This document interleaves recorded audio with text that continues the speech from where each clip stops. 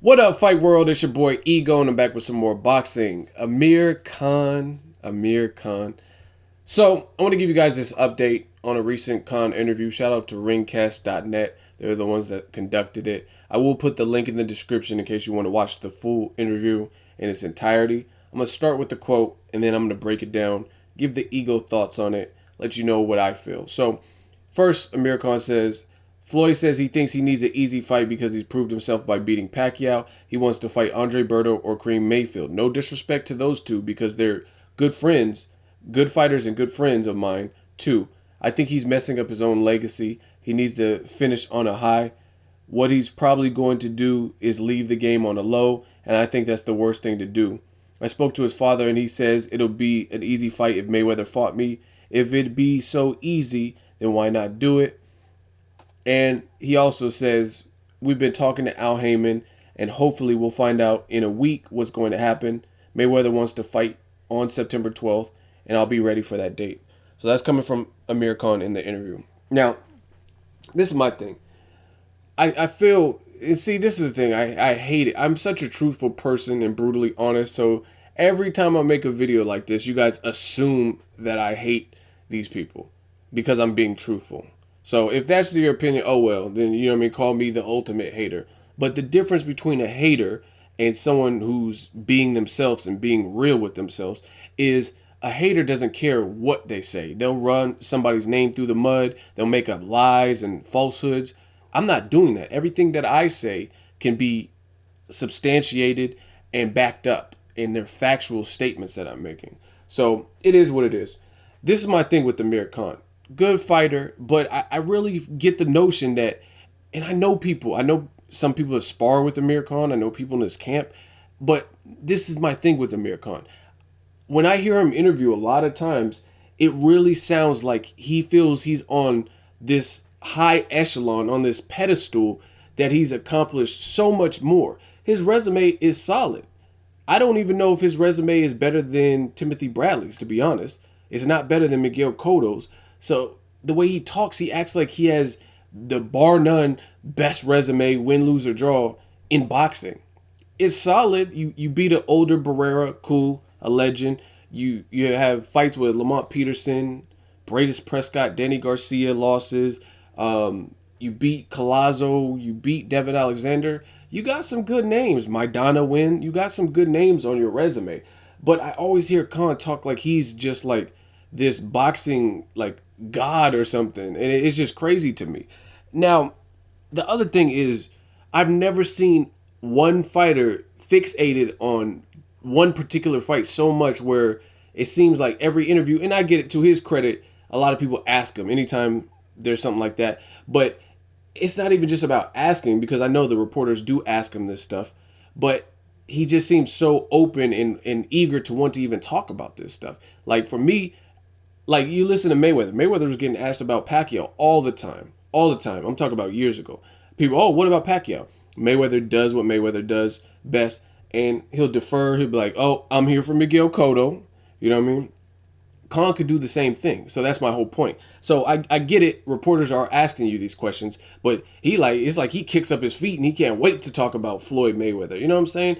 And like just statements like Floyd's going to hurt his legacy by choosing an easy foe. I mean, really, not really. He just beat the guy that was supposed to knock him out and demolish him and was going to beat him by decision and all stuff in Manny Pacquiao. He's already proven himself for 19, 20 years. I mean, if Eric Morales, when he said he wanted to have a farewell fight in Tijuana or whatever, nobody complained. So why is Mayweather held to the standard where if he wants to fight Kareem Mayfield or Berto, I mean, obviously I would pick Mayweather to beat both of those guys. But you know what I mean? If he wants to fight what the public perceives as a light touch, then it is what it is. I mean, you got to just rock with that when somebody has that type of seniority in the game. You know what I'm saying? Like he's already proved what he's needed to prove. Now, if he wants to fight like a Keith Thurman or Sean Porter or somebody who the public feels is more of a threat, then cool. I have no problems with that either. But I mean, people hold the person who's accomplished the most to the standard that they don't even hold people who are less accomplished to. You know what I'm saying? So, I mean, I don't agree with Khan with that. It's going to hurt his legacy. I mean, his legacy's already, like Mayweather says, one fight don't define me. So, I mean, if he fought Berto and then beat him easy work, I mean, what, he has a horrible legacy because that's what the end fight. You know what I mean? That's like, if you look at Muhammad Ali, last fight in his career, he lost to Trevor Berbick. You know what I mean? A guy that Mike Tyson beat. So can I say, oh, Ali's a scrub, he sucks because late in his career he lost to Trevor Berbick? You know what I'm saying? Or just exclude everything he's done, like as a fighter. You know what I mean? The Foreman, the Frazier, all the fights he's had, just because he lost to Trevor Berbick or even faced Trevor Berbick. No, people aren't remembered like that. So I don't agree with that. Then again, I just don't see why Khan is so desperately trying for this fight. If you get it, you'll get it. And if you know anything about Mayweather, I feel like he likes to manipulate and power play people. So the fact that Khan leaves himself open, we used to play this game called open chess. Like if you weren't protecting your chest, then someone would just punch you in the chest. That's what it is. That's what it reminds me of. Khan reminds me of one of those kids that didn't protect their chest and we just punch him in the chest.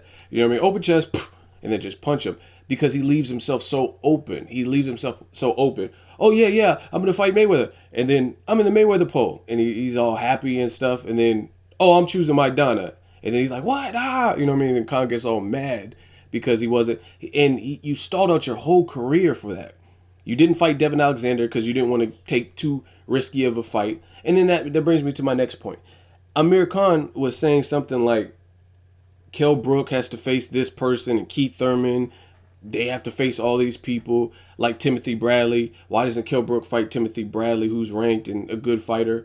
Blah, blah. And he's like, I try to fight Tim Bradley. I feel like a lot of Khan, what he brings up is his achievements years ago. And boxing is a sport of what have you done for me lately? Now, I didn't forget that you beat Maidana, but what does that have to do with right now? You beat him when you were at 140. Now you're a welterweight. Now Maidana's better. He seems better than when he fought you at 140. He has a new trainer. I mean, a lot happens in the course of a couple of years. You know what I'm saying? I believe when Khan fought Maidana, they had a solid undercard fight. I think it might have been like Victor Ortiz or Lamont Peterson, a fight just like that. And look at what has happened to their careers that same year. You know what I mean? Victor Ortiz, he's went through jaw broken. He's acting now. You don't really see him. He has a broken hand. You know what I mean? A lot has changed. That's my whole point. Talk about the current. So you beat Maidana. That's cool.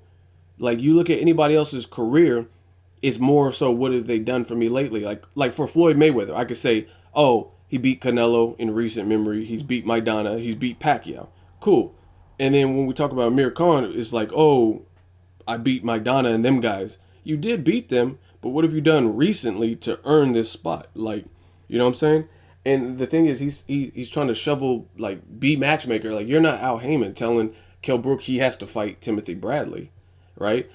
And he tried to spin it, too, because he said, I wanted to fight Timothy Bradley, which is a fact. But he said Timothy Bradley didn't want to fight him. But you got to tell the full side of the story. The full side of the story is Timothy Bradley didn't want to fight Amir Khan because he was in line to face Pacquiao. So he didn't want to jeopardize his Pacquiao sweepstakes to fight you because that was a risky fight. The same way Amir Khan didn't want to jeopardize his Mayweather ticket, his Mayweather lottery ticket sweepstakes to fight Devin Alexander the first time.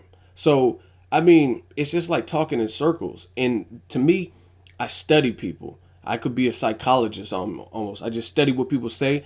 And the thing is, like, if you watch the interview, he's talking about Keith Thurman. He hasn't beat guys. He's beat guys he knows he can beat. Kell Brook beat guys he knows he can beat. Now, I mean, Kell Brook, his resume since Sean Porter hasn't been great. One was a mandatory, and he was injured right before that. So, I mean, you got to cut him some slack for that first fight. The Frankie Gavin fight shouldn't have happened. So I agree with Khan like that.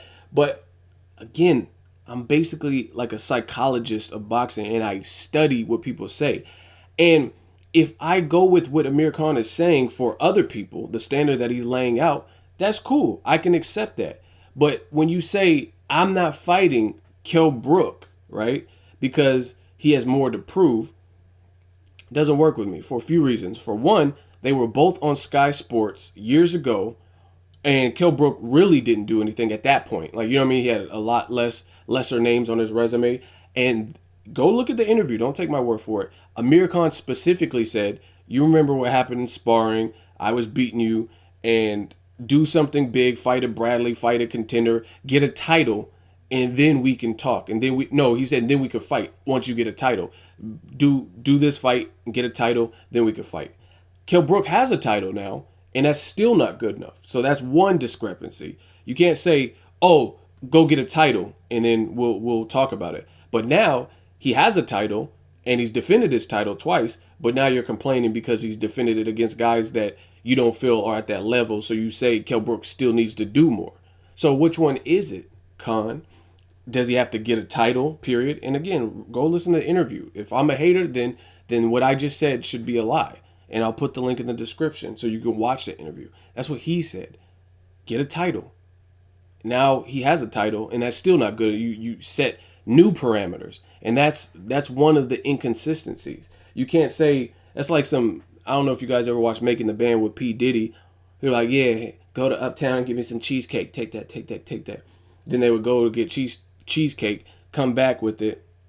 And they go to Junior's or wherever, get cheesecake, come back, and then they walk miles to get this cheesecake, and then all of a sudden, yeah, I want some Frito-Lays. Go back to the store. Like, you know what I'm saying? You can't do that. That's like where I'm from, it's called giving someone the runaround. You can't say, do this and then we could fight. And then they do that and then you add something else to the list instead of just laying it out. Say, hey, get a title, defend the title against credible top 3 opponents, and then I'll fight you.